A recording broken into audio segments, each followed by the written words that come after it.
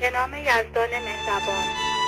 پاک یزدانا، خاک ایران را از آغاز مشک‌گیر فرمودی و شورانگیز و دانشخیز و گوهرریز. از خاورش همواره خورشیدش نورافشان و در باخترش ماه تابان.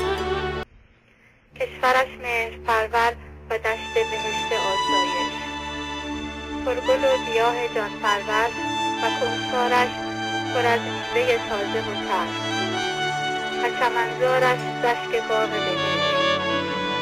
گوشش پیغام سروش و جوشش چون دریای ژرف پرخروش.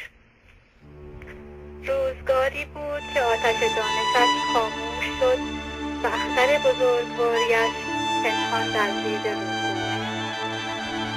باد بهارش خزان شد و گلزار دلربایش خارزار.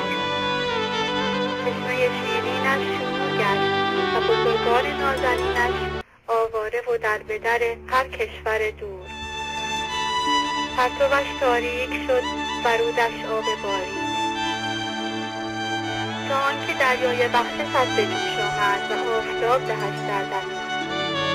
بهار تازه رسید و باد جانپرور وزید و ابر بهمن بارید و پرتو آن مهرپرور تابید.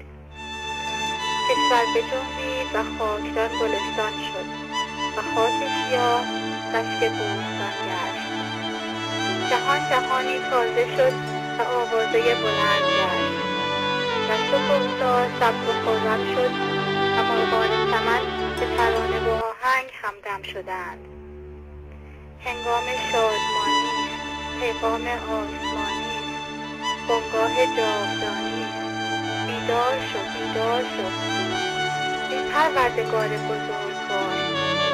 حال انجمنی فراهم شده و گروهی هم داستان گشته که به جان بکوشند تا از باران بخششت بهره به یاران دهند و کودکان خود را به نیروی پرورشت در آغوش هوش پرورده رشک دانشمندان نمایند.